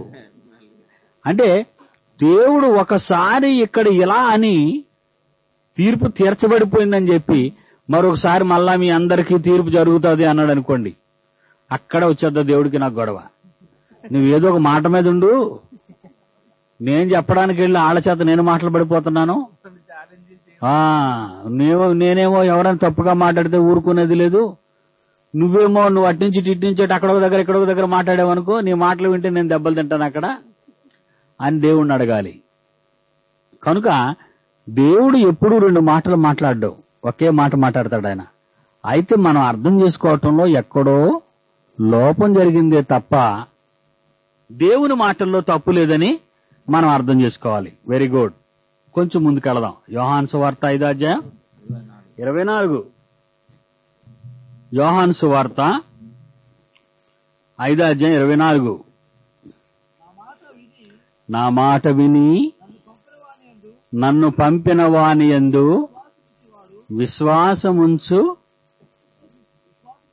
విశ్వాసముంచువాడు నిత్య జీవము గలవాడు. జాగ్రత్త వింటున్నారు కదండి. నా మాట విని నన్ను పంపిన వాని యందు విశ్వాసముంచువాడు నిత్య జీవం గలవాడు, వాడు తీర్పులోనికి రాడు అనేసాడు ఇక్కడ. ఇంకా తీర్పు ఏంటండి? తీర్పు లేదని వస్తున్నాడుగా ఆయనకి. అతనే అంటున్నాడు తీర్పు తీర్చేవాడు ఆయనే అని మీరు అనుకుంటే యేసునే, ఆ యేసే అంటున్నాడు ఇక్కడ. అతను నేను తీర్పులోకి రానివ్వనన్నాడు. మళ్ళా చదవండి. నా మాట విని వాక్యం నన్ను నన్ను పంపిన వాడైన నా తండ్రి వాని యందు విశ్వాసం ఉంచువాడు నిత్య జీవము గలవాడు. అంటే నిత్య జీవం. నిత్య జీవం ఉంటే ఇతనికి తీర్పు తీర్చి నరకానికి పంపించేస్తారా? నిత్యము జీవించేవాడండి ఇతనికి తీర్పు తీర్చి నిత్య నరకానికి పంపుతారా? చావడానికి, నిత్యము చావడానికి? ఆలోచించండి. ఏనాయనా? నా మాట విని నన్ను పంపిన వాని యందు విశ్వాసం ఉంచేవాడు నిత్య జీవము గలవాడు. వాడు తీర్పులోనికి రాక మరణములో నుండి జీవములోనికి దాటి ఉన్నాడని మీతో నిశ్చయముగా చెప్పుచున్నాను. అంటే తీర్పు లేనట్టేగా? తీర్పు లేదు. జంప్ చేశాడు, లాంగ్ జంప్. నరకానికి వెళ్లే ప్రసక్తి లేదు, తీర్పే లేదు, ఆర్గ్యుమెంట్స్ లేవు, గ్రంథాలు విప్పబడవలసిన పరిస్థితి ఏం లేదు, జీవగ్రంథాన్ని చెక్ చేయవలసిన అవసరత లేదు. మంచి క్యాండిడేట్. ఇంకెతని గురించి ఆలోచన ఏముందండి? ఏమి లేదు. అదే చెప్తున్నాడు ఇక్కడ. ఎందుకంటే రోమాపత్రిక 8:1 రోమాపత్రిక 8:1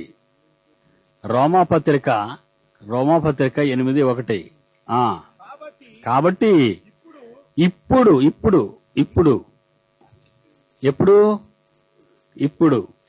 ఇప్పుడు క్రీస్తు యేసునందున్న వారికి పనిష్మెంట్ గాని విధి లా అంతేనా? లా అప్లై అవ్వదనేసాడు అంతే. శిక్ష గాని పనిష్మెంట్ గాని లా గాని అప్లై కాదు. శిక్ష గాని విధి గాని లా గాని పనిష్మెంట్ గాని లా గాని అప్లై కాదనేసాడు. ఎవరికి? ఎవరు క్రీస్తులో ఉంటారో వారికి. క్రీస్తులో ఉన్న వారికి శిక్ష గాని విధి గాని లేదు. ఇప్పుడు క్రీస్తు యేసునందున్న వారికి ఏ శిక్ష ఏమన్నాడండి? ఏ శిక్ష? 7 సంవత్సరాల శిక్షనో 3.5 సంవత్సరాల శిక్షనో అసలు శిక్షలే లేవన్నాడు అంతే. ఎలాంటి శిక్ష వాళ్ళకి అప్లై కాదన్నాడు. అంటే తీర్పు ఉందా? లేదు. వాళ్ళకి తీర్పు లేదు. 12వ అధ్యాయం యోహాను సువార్త 31 యోహాను సువార్త 12:31 ఇప్పుడు ఈ లోకమునకు తీర్పు జరుగుచున్నది. అమ్మయ్య, ఈ లోకమునకు తీర్పు జరుగుచున్నది అంటే తీర్పు అయిపోతుంది. ఇక్కడ వచ్చేసా మంచి సెన్సేషనల్ పాయింట్కి వచ్చి పడ్డాం ఇప్పుడు. అంతేనా? ఇప్పుడు ఈ లోకానికి ఏం జరుగుతుందట? ఏది సింహాసనం కనిపించదు ఎక్కడన్నా? అంతేనా? ఏది ఎక్కడ సింహాసనం కనిపించడం లేదు. మనం అక్కడ ముద్దాయిలుగా నిలబడే దాఖలాలు ఏమి లేవు, అరెస్ట్ వారెంట్లు లేవు. అంతే కదండి? మనల్ని ఎవరు తీసుకెళ్లి నిలబెట్టలేదు అక్కడ. అదే యేసు బోధలోని మాధుర్యం. ఈ లోకానికి తీర్పు జరుగుతుంది. ఈ లోకానికి తీర్పు జరుగుతుంది. ఎలా జరుగుతుంది? యేసును నమ్ముతున్నావా? యేసు చెప్పిన మాటల ప్రకారంగా, యేసు వాక్య ప్రకారంగా జీవిస్తున్నావా? జీవిస్తే పరలోకం, జీవించకపోతే నరకం. తీర్పు ఎక్కడుందో తెలుసా? మీ ఇంటి వాకిట ఉంది, మీ దగ్గరే ఉంది, మీ చేతుల్లో ఉంది. నేను ప్రసంగం చేసి చివరిలో అంటాను, ఆఖరి రోజుని నేను చెప్పగలిగిందంతా చెప్పాను, నిర్ణయం మీదంటాను. నేను వాక్యం 3 రోజులు 4 రోజులు వాక్యం చెప్తాను. నమ్మండి నమ్మండి నమ్మండి నమ్మండి అన్నా. ఎందుకు? వాళ్ళు నమ్మండి నమ్ముతారేటి? నమ్మిన వాళ్ళు చేతులు ఎత్తండి, చేతులు ఎత్తిన వాళ్ళు ముందుకు రండి, ముందుకు వచ్చిన నేను చేతులు ఎత్తానని ఏముండదు. నమ్మరా?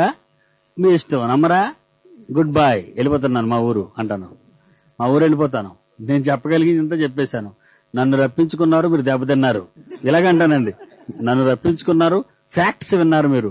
ఫ్యాక్ట్స్ తెలియనంత వరకు ఒక ఎత్తు, ఫ్యాక్ట్స్ తెలిసిన తర్వాత మీరు అంత మునిగిపోయినట్టే.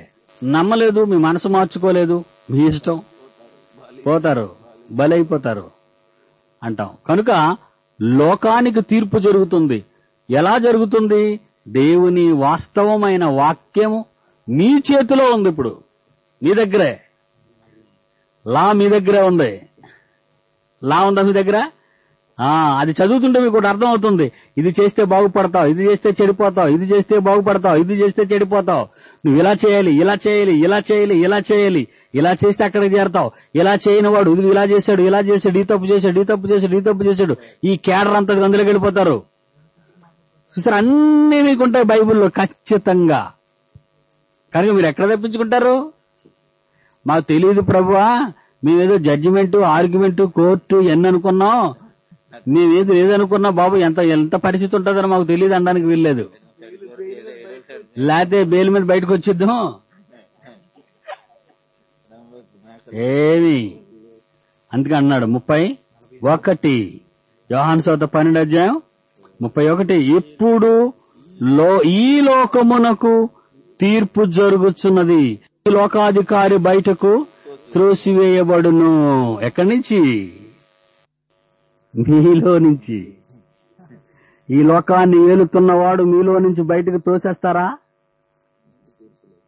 మీకు తీర్పు లేదు. ఉంచారా? తీర్పు అయిపోతుంది. తీర్పులోనికి వెళ్ళావు.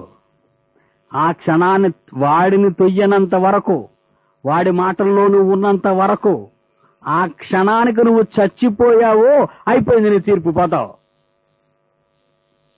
ఆఖరి క్షణంలో వాడిని బయటకు తోసి చచ్చిపోయావు అనుకో, లక్కీ. వాడిని బయటకు తోసేసావు, నువ్వు మారిపోయావు, ఛాన్స్ కొట్టేసినట్టే నువ్వు. 12:48, 47, 48 అదే అధ్యాయం యోహాను సువార్త 12. ఎవడైనను నా మాటలు వినియు వాటిని గైకొన ఎవడైనను యోహాను 12:47 ఎవడైనను నా మాటలు వినియు వాటిని గైకొనకుండిన ఎడల నేనతనికి తీర్పు తీర్చను. ఇక్కడ ఏదో దయామయుడు అనుకుంటున్నారా మీరు ఆయన్ని? ఈ వాక్యం చదివి అమ్మాయ్యా ఆయన మాటలు వినకపోయినా తీర్పు తీర్చడంటే ఛాన్స్ కొట్టేసాం అనుకుంటున్నారేమో మీరు. కింద వచనం చదివితే అర్థమైపోతుంది మీకు అర్థమైందా? 47 ఎవడైనను నా మాటలు వినియు వాటిని గైకొనకుండిన ఎడల నేనతనికి తీర్పు తీర్చు. నేను టచ్ అయిన అతన్ని. నేను లోకమునకు తీర్పు తీర్చుటకు రాలేదు, కానీ లోకమును రక్షించుటకే వచ్చితిని. నన్ను నిరాకరించి నా మాటలను అంగీకరింపని వానికి తీర్పు తీర్చువాడొకడు కలడు. ఎవరో నేను చెప్పిన మాటయే అంటే ఏదది? మీ చేతిలో ఉన్న పైకెత్తి చూపించండి. అది చూసారా, మీ జడ్జిమెంట్ మీ చేతులు ఎట్టి వెళ్ళిపోయాడు, చేతులు పెట్టి ఎంత గొప్పోడండి. మీకు అర్థమైందా? ఉరితాడు మీదనేసి నిర్ణయించుకో అన్నాడు. చెట్టు కట్టుకొని ఆలబడతావో కణతలో తుపాకీ పెట్టుకుంటావో అని మారణాయుధాలు చేతికిచ్చి నిర్ణయించుకోమన్నాడు. గొప్ప దేవుడేనండి, కరుణామయుడే. చేతులతో చంపకుండా మళ్ళా పొడుచుకు చచ్చిపోమంటున్నాడు. Very good. చూడండి మరలా, నన్ను నిరాకరించి 48 నన్ను నిరాకరించి నా మాటలను అంగీకరింపని వానికి తీర్పు తీర్చువాడొకడు కలడు. నేను చెప్పిన మాటయే అంత్యదినమందు వానికి తీర్పు తీర్చును. ఇక్కడ మంచి గొడవ వచ్చి పడింది. ఆయన మనకు వాక్యం ఇచ్చాడు, ఈ వాక్యమే మనకు తీర్పు తీరుస్తుంది. అంటే వాక్య ప్రకారంగా ఉంటే ఒక చోటుకి వెళతాం, వాక్య ప్రకారంగా లేకపోతే ఒక చోటుకి వెళతాం. బాగుంది. మళ్ళా అంత్యదినమందు అన్నాడు. అమ్మయ్యా, అంటే మనకి ఇంకా పీరియడ్ దొరికినట్టు ఫీల్ అయిపోయాం, అంతేనా? అమ్మ అయితే ఈ మధ్యకాలంలో ఏమైనా ఈ వాక్యాన్ని దేవుడు నీ చేతికిచ్చాడు, ఇది తీర్పు తీరుస్తుంది అన్నాడు. ఇది తీర్పు తీర్చిన వెంటనే మనం ఎక్కడికి వెళ్ళిపోవాలి? నరకానికైనా వెళ్ళాలి, శిక్షింపబడే స్థలానికైనా, అదే నెమ్మది పొందు చోటుకైనా వెళ్ళాలి. మరి అంచెదినం అంటున్నాడేటి? లోకాసు వార్త, అది అలా ఉంచండి, మూసేయకండి. లోకాసు వార్త 16వ అధ్యాయం, లోకాసు వార్త 16వ అధ్యాయం 22 ఆఖరి మాటల్లో ధనవంతుడు 22 ఆ దరిద్రుడు లాజరు చనిపోయి దేవదూతల చేత అబ్రహాము రొమ్మున ఆనుకొనుటకు కొనుపోబడెను. చనిపోయిన వెంటనే ఎక్కడికి వెళ్ళిపోయాడండి? అబ్రహాము రొమ్మున అంటే అబ్రహాము విశ్వాసులకు తండ్రి, నీతిమంతుడు. నీతిమంతుడు ఉండే స్థలానికి వెళ్ళిపోయాడు లాజరు గారు. ధనవంతుడు కూడా చనిపోయి పాతి పెట్టబడను, అప్పుడతడు పాతాళములో బాధపడుచు. అంటే చనిపోయి పాతి పెట్టబడటమే నరకానికి వెళ్ళిపోయాడు, శిక్షలోకి వెళ్ళిపోయాడు. ఇతను చనిపోయిన వెంటనే అబ్రహాము రొమ్మున అనుకుంటే వెళ్ళిపోయాడు. ఇక్కడ గమనించాలి, ఇదేదో కథ అనుకుంటున్నారా, ఉపమానం అనుకుంటున్నారేంటి మీరు? ఉపమానం కాదండి, ఇది వాస్తవం. ధనవంతుడు లాజరు అనేది ఉపమానం అనో కథ అనుకొని అనుకోకండి, అది మీ మైండ్లో నుంచి చెరిపేయండి. అది యథార్థ కాదు అది. ఎందుకంటే అబ్రహాముని ధనవంతుడు అడుగుతున్నప్పుడు అక్కడ బోధించటానికి భూమి మీద ఎవరున్నారని చెప్పాడు అబ్రహాము? మోషేయు ప్రవక్తలు ఉన్నారు అంటే అది కథ ఎలా అవుతుంది? కథల్లో ఒరిజినల్ నేమ్స్ ఉంటాయేటి? ఉండదు. అనగనగనగా ఒక రాజు అంతే, అది కథ. అది ఇక్కడ అలాగండం లేదు. నాకు 5 అన్నదమ్ములు ఉన్నారు భూమి మీద, వారికి అర్జెంటుగా మెసేజ్ సాక్ష్యం చెప్పడానికి లాజరు గారిని పంపించండి ఏమన్నాడు? అక్కడ చెప్పడానికి బోధించడానికి లాజరు అది మోషేయు ప్రవక్తలను ఉన్నారు అన్నాడు. మోషేయు ప్రవక్తలు అక్కడ ఉన్నారా? మోషే ఎక్కడున్నట్టు అనమాట? ఏ దేశం అనమాట అది? ఈజిప్ట్ దేశం. మోషే ఎక్కడ పుట్టాడు? ఐగుప్తులో. అక్కడ గొడవలు ఉన్నాయా? ఉన్నాయి. ఇశ్రాయేల్ని విడిపించే ప్రయత్నంలో నాయకత్వం వహించడానికి, మరి 5 ఈజిప్టియన్స్ తో మాట్లాడడానికి, మధ్యవర్తిత్వం చేయటానికి ఆయన ఉన్నాడు అక్కడ. కనుక ఇది కథ కాదు సుమా, వాస్తవం. ఈ వాస్తవంలో ధనవంతుడు చనిపోయి ఎక్కడికి వెళ్ళిపోయాడు? 23 నెమ్మది పోతున్నాడా? ధనవంతుడు కూడా చనిపోయి పాతి పెట్టబడి 22 చివరి మాట. అప్పుడతడు పాతాళములో బాధపడుచు. వీడు చనిపోయాడు, పాతాళానికి వెళ్ళిపోయాడు. ఆయన చనిపోయాడు, అబ్రహాము రొమ్మున. అంటే చచ్చిపోయిన వెంటనే అటు ఇటు సెటిల్ అయిపోయారా? అది ఆలోచించాలి మీరు. చచ్చిపోయిన వెంటనే అటు ఇటు డిసైడ్ అయిపోయారా?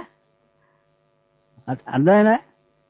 చచ్చిపోయిన తర్వాత 7 రోజులు తిరుగుతుందట ఆత్మ శవం చుట్టూ. ఒక ఆడి చెప్తున్నాడు క్రైస్తవ బోధకుడు. చచ్చిపోయిన తర్వాత 7 రోజులు తిరుగుతుందట ఆత్మ, ఆశలు తిరగపోతే. ఏమండి, అసలు ఆశలు తిరగపోతే ఆత్మలు తిరుగుతాయి ఇక్కడ. అలా తిరిగితే ఎంతో మందిని చంపేద్దరు చచ్చిపోయిన వాళ్ళందరూ వాళ్ళ చేతుల్లోనూ. ఆశలు తీరలేదు, ఆడు పొడిచాడు అనుకోండి వీడిని. మరి వీడు కోపం కదండి, వీడి కోరిక తీరలేదు. అప్పుడు వాళ్ళందరినీ చంపేసి వచ్చేస్తారు అక్కడికి. అదంతా అబద్ధం. కనుక చనిపోయిన వెంటనే టక్కన వెళ్ళిపోవాలి మనం, అంతే, ఎంత అనుమానం లేదు. ఎలా వెళ్తామంటే రాకెట్ కంటే స్పీడ్గా వెళ్ళిపోవాలి. అక్కడ ప్రజెంట్ అయిపోవాలి. అక్కడ మరణించిన వెంటనే. మరి 12వ అధ్యాయం 5:48 వచనంలో ఏమన్నారు మీరు? నన్ను నిరాకరించి, యోహాను సువార్త 12:48, నన్ను నిరాకరించి నా మాటలను అంగీకరింపిన వానికి తీర్పు తీర్చువాడు కూడా కలడన్నారు కదా. నేను చెప్పిన మాట అంచెదినమందు వానికి తీర్పు తీర్చును. మరి అంచెదినమందంటే ఏ అంచెదినము? లోకాంత్యపు దినము కాదు ఇది, నీ జీవితాంత్యపు దినం. ఇక్కడ లోకాంత్యపు దినం అని ఉందా? ఇక్కడ లేదు. మన చివరి దినమే మన అంచె దినం, తెలుసా? మన ఆఖరి రోజు ఒకటి ఉంటుందా? అప్పుడే టీ దాకా మంచం మీద కూర్చొని టప్పని పడిపోతాం. ఇప్పుడేనండి ఇలా భోంచేస్తాడు కడుపు నిండా, టీ తాగాడండి, ఇంకంతే. పాపం నిన్న మనకి బాబాజీరావు గారు ఎమ్మెల్యే గారు వచ్చి 10,000 రూపాయలు ఇచ్చారు, మీ అందరికీ భోజనం పెట్టమని. మొన్నే వాళ్ళ కుమ్మానికి వివాహం జరిగింది రీసెంట్గా, మొన్న లాస్ట్ వీక్లో. పాపం వారి మామగారు, మరి ఈయన కుమారుడికి వివాహం కదండి, మనవడికి వివాహం జరుగుతుంటే సామాన్లన్నీ ఆ గదిలో పెట్టండి, ఈ గదిలో పెట్టండి అని పాపం అంటున్నాడు. అలా ఆయనని పడిపోయాడు. ఆయన పెళ్లి చూస్తే ముమ్మరంగా ఉంది అక్కడ. వెంటనే ఆయన కారులో వేసుకొని వచ్చారు, కారులోనే చచ్చిపోయాడు ఆయన. అది ఆయన అంచెదినం. అంచెదినం అంటే అర్థమైంది మీకు? అంచెదినం అనగానే మనం మన సంగతి ఆలోచించాం, లోకానికి ఎసరెడతాం లోకాంచెదినం అని. అంటే మనం ఏదో బతుకున్నట్టు అంతవరకు అర్థమైందండి. అంచెదినం అనగానే వీళ్ళు మన కోసం జ్ఞాపకం చేసుకోనివ్వదు దెయ్యం. అర్థమైందండి. మన అంచెదినం గురించి మన జ్ఞాపకం చేసుకుంటే మనం బాగుపడిపోతాం భయపడిపోయి. కనుక మనం అలా భయపడిపోకుండా ఉండాలని అంచెదినం అంటే పిచ్చి పడుతున్నారా, పిచ్చోడా, లోక అంచెదినవరా, నువ్వు నిబ్బరంగా బతుకుంటాడు. కనుక ఇక్కడ అంచె దినం అనగా ఏమర్థమైంది తెలుసండి మీకు? మన అంచె దినం. మన అంచె దినం అని మనం ఎలా చెప్పగలరండి మీరు అంటున్నారేమో ఇప్పుడు వరకు. లాజరు చనిపోయాడు, టక్కన అక్కడికి వెళ్ళిపోయాడు. ధనవంతుడు చనిపోయాడు, టక్కన కిందకి జారిపోయాడు. అంటే నీ చివరి దినానికి నువ్వు ఎలా ఉన్నావో ఎవరు డిసైడ్ చేసేస్తారు? నేను చెప్పిన మాటయే అంచె దినమందు వానికి తీర్పు తీర్చును. ఎలా ఉంటుంది తెలుసా? క్రిస్టఫర్కి టైం అయిపోయింది, లెక్కలు కట్టేయమంటాడు. అర్థమైందా? సుందర్రావుకి టైం అయిపోయింది, లెక్కలు తెచ్చామంటాడు. ఏముందండి, స్విచ్ నొక్కితే కంప్యూటర్ మీద ఇప్పుడు ఎంత స్పీడ్గా వచ్చేస్తున్నాయి లెక్కలన్నీ. ఇంత టెక్నాలజీ మనకే ఉన్నప్పుడు ఆయనకి ఎంత టెక్నాలజీ ఉండాలా? మీకు అర్థమైందా? టైం అయిపోయింది, నెక్స్ట్ మూమెంట్ ఇతనే వచ్చేయాలి. అంటే లాజరు చచ్చిపోవడం ఎప్పుడు, బాడీలో నుంచి ఆత్మ రావడం ఎప్పుడు, ఏంజిల్స్ వచ్చేసే ఎప్పుడే. అంతేనా? లాజరు చచ్చిపోగానే ఎవరు వచ్చారని ఉందండి అక్కడ? దేవదూతలు. అంటే ఎప్పుడు వచ్చేసాయి అనమాట అవి? ఆల్రెడీ ఫిక్స్ అయిపోయింది ప్రోగ్రామ్. వచ్చేసే ఏంజిల్స్ అయిపోతున్నాడు. కురుపులు, దురద, గజ్జి, కుక్కలు, రొట్టె మొక్కలు, కంపు, what ever it may be పొజిషన్లో నువ్వు ఎలా ఉన్నా. మత్తయి సువార్త 18 వెరీ గుడ్ వర్డ్. మత్తయి సువార్త 18 అధ్యాయం 10వ వచనం. మంచి మాట అండి ఇది. మత్తయి సువార్త 18 అధ్యాయం 10వ వచనం. ఈ చిన్నవారిలో, ఈ చిన్నవారు అంటే మరి చిన్నపిల్లలు అనుకోకండి, శిష్యుల గురించి చెప్తున్నాడు ఇది. ఈ చిన్నవారిలో ఒకరినైనను తృణీకరింపకుండా చూచుకొనుడి. వీరి దూతలు. మీ దూతలట ఎక్కడున్నారట? పరలోకమందున్న నా తండ్రి ముఖమును ఎల్లప్పుడూ పరలోకమందు చూచుచుందురు. నా దూతలేటి, అక్కడ ఉండడం ఏంటి, మా నాయన ముఖం చూడడం ఏంటి? అంటే ఏ క్షణాన్న నా గురించి ఎలాంటి ఐడియా డెసిషన్ తీసుకుంటాడో ఆ డెసిషన్కి విధేయులు అవడానికి అటెన్షన్ ఏంజిల్స్. ఎంత చక్కటి మాట అండి ఇది. సాల్మన్ గారు దేవదూతలు ఉన్నారు అనుకోండి, తండ్రిని అలా చూస్తుంటారు. ఏంటి మిమ్మల్ని వెళ్ళు దేనికి? అకౌంట్ క్లోజ్ చేయడానిక? ప్రమాదం వస్తుంది కనుక అదుకోవటానిక? చూసారా? మీరు ఎప్పుడు ప్రార్థన చేస్తుంటారు కదా, దేవా మరి మా చుట్టూ మీ దేవదూతల్ని కాపలా పెట్టు అంటున్నారు. ఆ మాట రైటే, కానీ ఆయన దేవదూతలే, కానీ మీ దేవదూతలు అయిపోయి ఉన్నారు ఇప్పుడు అక్కడ. చూడండి, ఆ మాట చదవండి ఎంత బాగుందో. వీరి దూతలు పరలోకమందున్న నా తండ్రి ముఖమును ఎల్లప్పుడూ పరలోకమందు చూచుచుందురని మీతో చెప్పుచున్నాను. అంటే మన ఏంజిల్స్ అందరూ, అంటే మనకి ఏంజిల్స్ ఎప్పుడు ఉంటారు? ఇప్పుడు ఎమ్మెల్యే గారు వెనక గన్మ్యాన్ వచ్చారు చూసారా నిన్న. మనకు గన్మ్యాన్ ఏమంటే ఎవరు వస్తారు? మనకు గన్మ్యాన్ ఉండాలంటే ప్రజల చేత ఎమ్మెల్యేగా కానీ, ఎంపీగా కానీ, మినిస్టర్గా కానీ, లేకపోతే గవర్నమెంట్ చేత ఎన్నుకోబడిన గొప్ప వాళ్ళమై ఉండాలి. అప్పుడే మనకి వెనకాతల రైఫిల్ పట్టుకొని కాకి బట్టలు వేసుకున్నాయని ఒక నిలబడతాడు. ఎందుకంటే అతను ఎప్పుడు మనల్నే చూస్తుంటాడు, ఏ ప్రమాదం ఎప్పుడు ఇతనికి ముంచుకొస్తుందో అని. కనుక ఎవరైనా చంపడానికి చూసినా ముందు ఆయన అడ్డుపడతాడు వెళ్ళి. అలాగే దేవదూతలు మీకు నియమించబడాలి, ఆ దేవదూతలు మీ తండ్రి సముఖంలో ఉండాలి. అంటే మీరు ఎంతటి వారై ఉండాలి? మీ కన్న తండ్రి చిత్తాన్ని నెరవేర్చటానికి భూమి మీద ఈ గ్రంథాన్ని పట్టుకొని లోకమందు ఎలా ఉండాలి? మీరు జ్యోతులుగా ఉండాలి. మీరు లోకమునకు వెలుగై ఉన్నారు. జీవవాక్యాన్ని చేతబట్టుకుని లోకమందు జ్యోతులు వలె ఉన్నారు అంటున్నాడు ఆయన. అంటే మీ పొజిషను దేవుని దృష్టిలో అంత గొప్పదైతే మీ దూతలు ఆయన సముఖమందు ఆయనను చూస్తూ ఉంటారు. ఎందుకంటే ఆర్డర్, ఏ క్షణాన ఏం ఆర్డర్ వేస్తాడో తెలీదు మీకోసం. కనుక లాజరు చనిపోయిన వెంటనే దేవదూతలు వచ్చేసాయి అప్పుడే. ఎందుకు? నా కుమారుడున్నాడు, తీసుకొచ్చేయండి. ఆయన అకౌంట్ క్లోజ్ అయిపోయింది, ఆయన డేస్ కంప్లీట్ అయిపోయాయి, తెచ్చేయండి. మరి తీర్పు? ఇంకేం తీర్పు? ఇంకెక్కడిది తీర్పు? కనుక తీర్పు జరగబోతుందని ఒకవేళ మీరు అనుకొని ఎదురు చూస్తే మోసపోతారు. క్రీస్తు యేసునందున్న వారికి ఏ శిక్ష, ఏ విధి, తీర్పులు ఏమీ లేవు. ఇప్పుడు లోకమునకు తీర్పు జరుగుచున్నది. ఎలా? మీ చేతిలో ఉన్న వాక్యానుసారంగా మీరు బ్రతుకుతున్నారా? అంత్యదినమందు నేను చెప్పిన మాటయే వారికి తీర్పు తీరుస్తుంది అన్నాడు యేసుక్రీస్తు.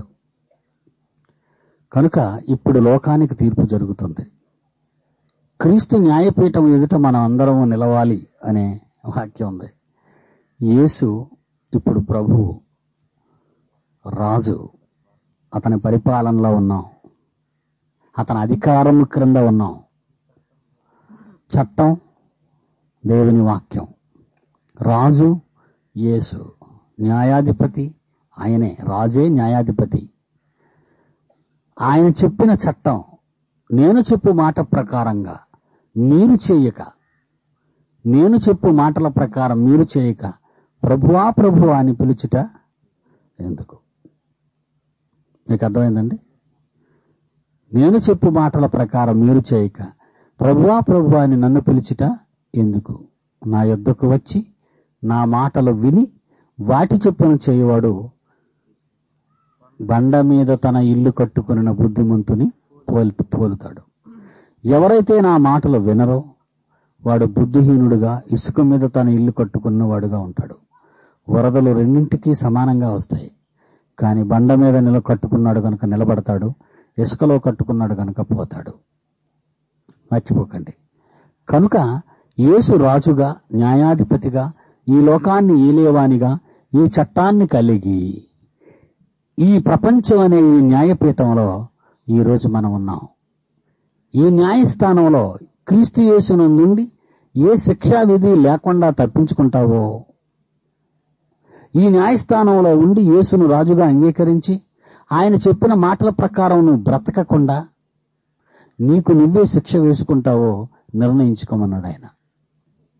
ఒకవేళ తీర్పు జరుగుతుంది అంచెదినాన్ని, ఇంకొక లోకాంచెదినం అని నీవు అనుకుంటే, అలాంటప్పుడు దేవుడు లాజరుని, ధనవంతుణ్ణి ఎందుకు అప్పుడే తీర్పులోకి పంపించాడు? తీర్పు జరగకుండా ఎందుకు వీళ్ళు అప్పుడే శిక్షలోకి పంపించేశాడు?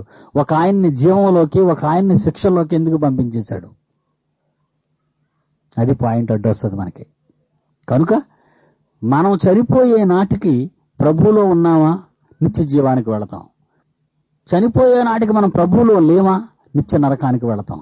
అందుకంటాడు, నేడు అను సమయము ఉండగానే నీవు మారాలి, సరిచేసుకోవాలి. ఇస్కరియోతు గురించిన ఒక మంచి మాట దేవుడు మరి అపోస్తుడైనటువంటి పేతురు చేత పలికించాడు. ఒకసారి చూడండి, అపోస్తుల కార్యాలు 1:25. తన చోటికి పోవుటకు యోధా తప్పిపోయి పోగొట్టుకొనినా. యోధా ఎక్కడికి పోయాడట? తన చోటికి. ఏటా చోటు? నేరస్తుల చోటు. తన చోటు అంటే తప్పిపోయి పోగొట్టుకున్నాడు అన్నాడు ఇక్కడ. తప్పిపోయాడు, పోగొట్టుకున్నాడు. తప్పిపోయిన వాడు, పోగొట్టుకున్నవాడు ఏ చోటుకి వెళ్తాడు? మంచి చోటుకి వెళ్తాడా? తప్పిపోయిన వాడు, పోగొట్టుకున్నవాడు ఏ చోటుకి వెళ్తాడు? తన చోటికి. నేరస్తులందరిది నేరస్తుల స్థానం, అది వాళ్ళ చోటు. అదే ఇస్కరియోతుకు ప్రయోగించాడు పరిశుద్ధాత్మ దేవుడు. యోధా తన చోటికి పోవుటకు అని అక్కడ వ్రాయబడింది. మరి తీర్పు జరగకుండా, సింహాసనము ముందు నిలవబడకుండా, ఇవి నీ తప్పులని వాదోపవాదాలు జరగకుండా, లేకపోతే దేవుడే ఇవి నీ తప్పులను చూపించకుండా అప్పుడే అతని చోటుకు ఎందుకు పంపించేశాడు? ఆలోచించండి. అంటే ఈరోజు మనం ఎంత భయంకరమైన స్థితిలో ఉన్నామో తెలుసా? రేపు మారదాం, ఎల్లుండి మారదాం, అవతల్లాడు మన మనసు మార్చుకుందాం, వచ్చే సంవత్సరం నా పుట్టినరోజు అప్పటి నుంచి భక్తుడిని అయిపోతాను అని ఒకవేళ మీరు వాయిదాలు వేసుకుంటూ వచ్చారో, ఈ ముందుగా మీ అంచె దినం వస్తే, ఈ ముందు కాలంలో మీ చివరి దినం వస్తే మీకు మారడానికి అవకాశం లేదు. అందుకంటాడు, నేడు అనబడిన సమయం ఉండగానే నీవు మారాలి. ఇదే రక్షణ దినం. ఏనేనా? ఇది అనుకూల సమయం. రాత్రి చాలా గడిచిపోయింది, పగలు సమీపముగా ఉంది. ఏమండి? అంటే మీ రక్షణ గురించి ఆలోచించమంటున్నాడు. అంటే జీవితంలో మీ ఆఖరి దినమే మీకు అంచె దినం. ఆ అంచె దినానికి మీరు సిద్ధంగా ఉన్నారా? లేట్ అవుతాదులే, తర్వాత వస్తాడు అనుకొని పడుకున్నారు 5 బుద్ధి లేని వాళ్ళు. వచ్చాడు, బుద్ధి కలిగిన వాళ్ళు దీపాలు పట్టుకు వెళ్ళిపోయారు. వీళ్ళకి నూనె లేదు, కొనుక్కోవడానికి వెళ్ళారు. తర్వాత వచ్చారు దీపాలు వెలిగించుకొని, తలుపు వేసేశాడు. ఏమండి ఆ మాత్రం కన్సిడర్ చేయలేడండి ఆయన? మొత్తం వచ్చారుగా అందరు దీపాలు పట్టుకొని. రావటం ఏంది తప్పు? లేటు అవుతుంది కదా అని పడుకున్నారు. తప్పే ఉందండి? ఆ బుద్ధుడోళ్ళు పడుకున్నారు, బుద్ధి లేనోళ్ళు పడుకున్నారు. చూసారా ఎంత చిత్రం అతని జడ్జిమెంట్. తీరా వచ్చే మూమెంట్ వీళ్ళకి దీపాలు ఆరిపోయే పరిస్థితి, నూనె లేకపోవటం. ముందుగా నూనె ఎందుకు సిద్ధం చేసుకోలేదు? పర్లేదండి 7 సంవత్సరాలు విందు, ఆ విందు తర్వాత మళ్ళా మాకు ట్యూషన్ క్లాసులు ఉంటాయి, కోచింగ్ సెంటర్ అంటారు అనుకుంటున్నారేమో. ఇది నూనెల కోసం, దీపాల గురించి పెళ్లి సందడులు కావు ఇవి. మన జీవితాలను నిత్య జీవానికి నడిపించుకునే మార్గాన్ని, మనం అనుభవిస్తున్న జీవితాల్లోనూ గొప్ప గొప్ప సందడులను తీసుకొచ్చి మనకి జరగబోయే సందడిని వివరించాడంతే. అది మీరు ఆలోచించాలి. తలుపు కొడుతున్నారయ్యా, తలుపు తీయి, వచ్చేసాం, నూనె పట్టుకొచ్చేసాం, మా దీపాలు బాగా వెలుగుతున్నాయి. అప్పుడేమన్నాడు? మీరెవరో నాకు తెలియదు. ఏమాత్రం దానికేనండి? ఇక్కడ ప్రేమామయుడు, దయామయుడు, కరుణామయుడు అంటే అని ప్రయోజనం ఉందా? నిర్దాక్షిణ్యంగా చెప్తానన్నాడు అన్నమాట. మీరెవరో నాకు తెలియదు. కనుక ఉన్న సమయం ఎంత విలువైనదో, ప్రస్తుతం ప్రపంచానికి జరుగుతున్న తీర్పు ఎంత భయంకరమైనదో, ఆ తీర్పు మీ చేతిలో పెట్టి మిమ్మల్ని నిర్ణయించుకోవడం అనేది ఎంత ఉన్నతమైనదో మీరు ఆలోచించాలి. ఈవేళ ఎక్కడో ఉంది తీర్పు, ఎప్పుడో ఉంది తీర్పు, ఎప్పుడో జరుగుతుంది. లోకాంతమందు జరిగేది అప్పటి లోకంలో చివరిగా ఉన్న వారి గురించి. అది అర్థమైందా? ఇప్పుడే మీరు పోతున్నాం, ఇప్పుడే మనం చచ్చిపోతున్నాం కొద్ది కాలం తర్వాత. మరి మన సంగతి ఏంటి? కనుక దేవుని పిల్లలారా, మీరు ఆలోచించండి. అంచె తీర్పు, అంత్యక్రీస్తు. ప్రపంచం తప్పటడుగులు వేసింది. దయ్యం మనల్ని ఆలోచించుకోనివ్వటం లేదు. ధైర్యం చెబుతుంది ప్రతిదానికి, పర్వాలేదు, no problem, take it easy. ఇలాంటి మాటలన్నీ చెప్పి భక్తిలో లేకుండా మనల్ని, మన బ్రతుకును బుద్ధిపాలు చేస్తుంది. అది భయం తీసేసింది, భక్తి తీసేసింది. భక్తి లేదు, భయం లేదు, దేవుడంటే ఖాతరు లేదు. రేపు మారదాం, ఎల్లుండి మారదాం, అవతలనాడు మారదాం, నో ప్రాబ్లం అని అందరికీ ధైర్యం చెప్తుంది. కనుక ఆలోచించండి వేళ.